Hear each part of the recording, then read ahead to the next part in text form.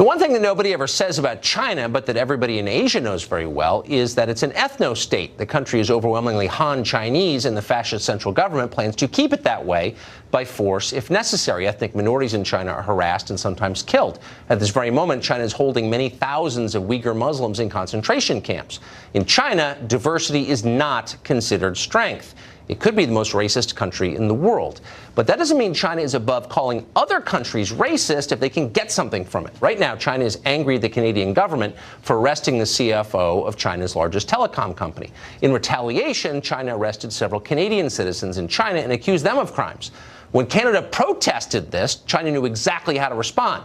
China's ambassador to Canada said this, quote, "It seems that to those people, the laws of Canada or other Western countries are laws and must be observed, while China's laws are not and shouldn't be respected. The reason why some people are used to arrogantly adopting double standards is due to Western egotism and white supremacy." Say the Chinese. It was a clever move, though. Western elites have no fear of being called stupid or weak or evil or dishonest. They know they are, but they don't care. They're getting rich anyway. But they absolutely can't handle being called racist. So the question is, how long till Justin Trudeau apologizes to the Chinese for his privilege? We'll tell you when he does.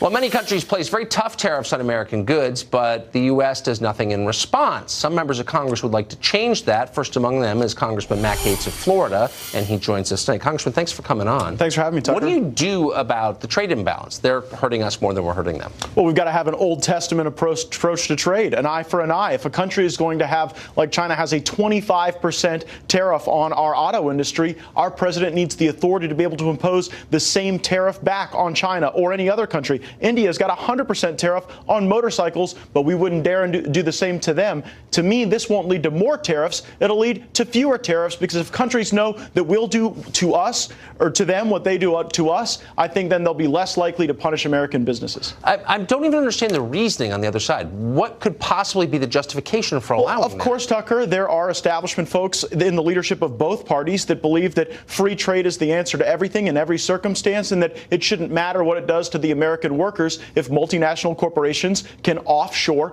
their jobs. And ultimately, that's what has hollowed out the middle class in this country. But if we give the president the authority to have fairness in trade, then I think other countries won't be so quick to punish American businesses and make it easier for multinational companies to offshore those jobs. But I'm confused. So you often hear people say, well, I'm for free trade. I'm against what they're proposing from the administration. But how is it free if the other side is keeping your goods out but selling his goods to you?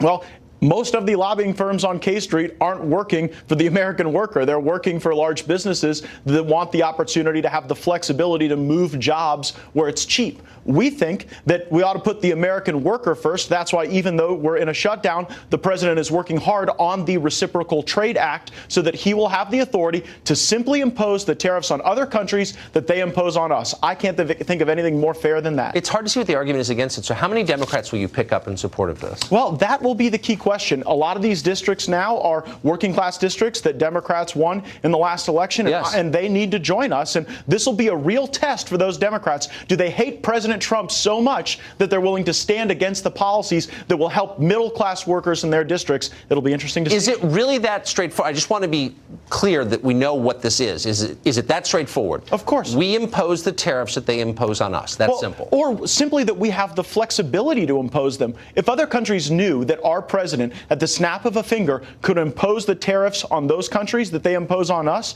they'd be less likely to do them. So giving the president that flexibility is what we want to do. But because Trump is the president, we're concerned that Democrats will line up against this common sense bipartisan proposal, just because anything that could help Trump advance the American worker is something Democrats don't want to give him the chance to do. Where's the Chamber of Commerce on this? They are opposed. The Chamber of Commerce, your typical K Street big business entities, are not going to stand in support of anything that makes it more difficult for them to move jobs out of America to places where jobs are cheap. And is that their argument? Yes.